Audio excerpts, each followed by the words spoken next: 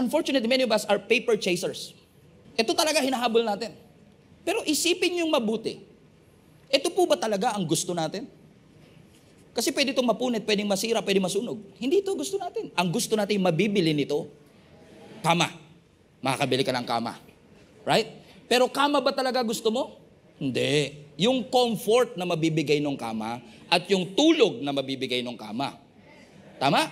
Ano mabibili nito? Bahay. Sino sa inyo nasira ng bahay? Binaha ang bahay.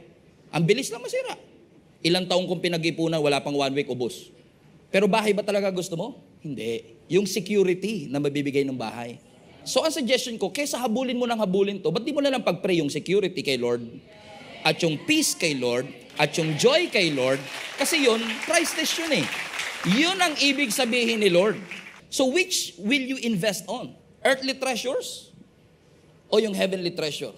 Bakit to? Kasi gusto ko lang klaruhin, no? Mas mahalaga po yung marriage kaysa sa pera. Mas mahalaga po yung parenting kaysa sa pera. Mas mahalaga po yung ating kalusugan kaysa sa pera. Di hamak na mas mahalaga si Jesus kaysa sa kahit ano pa mang pera.